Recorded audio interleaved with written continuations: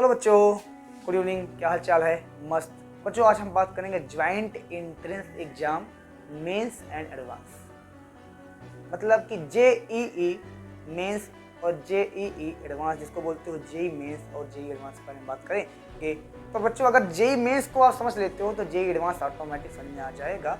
Level थोड़ा सा दोनों का अलग है, बाकी हैं दोनों एक ही चीज।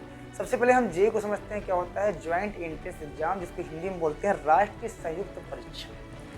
बच्चों, ये एग्जाम करवाया जाता है सीबीएसई बोर्ड द्वारा, जो कि साल भर में 2 बार करवाया जाता है। और इस पेपर को आप लगातार 3 साल दे सकते हो। यानी 3 साल का मतलब हो गया कि एक साल में 2 बार करवाया जा सकता है।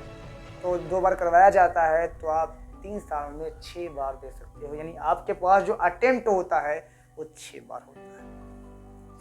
बात मैं सिलेबस की करूं बच्चों, तो सिलेबस इसका फिजिक्स, केमिस्ट्री, मैथ होता है, जो कि बहुत डीपली और बहुत हाई लेवल का ह्यूज कॉन्स्टिट्यूट होता है।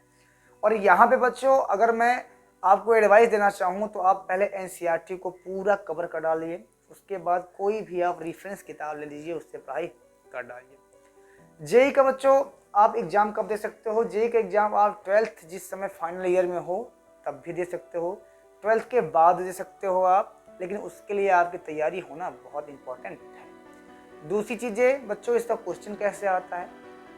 इसका क्वेश्चन 360 मार्क का होता है, जो फिजिक्स का 30, केमिस्ट्री का 30 और मैथ का 30, यानी टोटल क्वेश्चन पूछे जाते हैं 90 क्वेश्चन। और 90 क्वेश्चन को डिवाइड किया जाता है 360 अंकों में।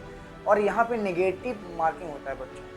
नेगेटिव मार्किंग के साथ साथ आपको बहुत ज़्यादा यहाँ पे प्रॉब्लम हो सकती है, क्योंकि आप अगर नेगेटिव करते हो आपका जो क्वेश्चन सही भी रहेगा वो भी गलत हो जाएगा। इसलिए आप बहुत केयरफुल होकर काम करिए।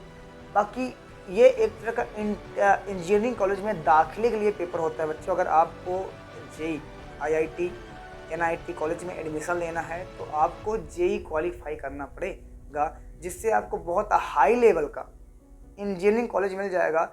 और जिससे अब हाई लेवल का मतलब ये हो गया, आप क्यों करना चाहते हो? इस वजह से देखो, साफ सी लॉजिक है, पैसे के लिए।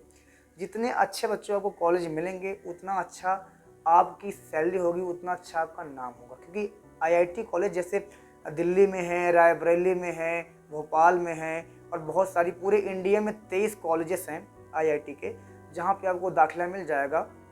और मिलने के बाद अगर आप वहाँ से 4 साल बाद इंजीनियरिंग करके निकलते हो तो वहाँ से आपको सैलरी जो होती है वो लाखों नहीं करोड़ों में होती है। जैसे आपके यहाँ गूगल के सीईओ हैं, ट्विटर के सीईओ हैं, इंस्टाग्राम के सीईओ हैं, बहुत सारे हैं, सब इंडियंस हैं जो इंडियन सीईओ हैं, आईआईटी करके ही गए हैं बच्चों यहाँ पे, यानी इंजीनियरिंग करके गए हैं, और जिनकी सैलरी आप खुद अंदाज़ा लगा सकते हो कितनी है।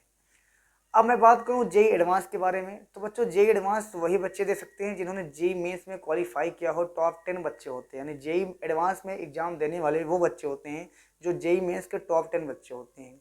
यानी मैं अगर बात करूं तो यहाँ पे उन बच्चे ही बैठ सकते हैं, वही बच्चे बैठ सकते हैं जिनका रैंक 2 लाख के अंदर हो।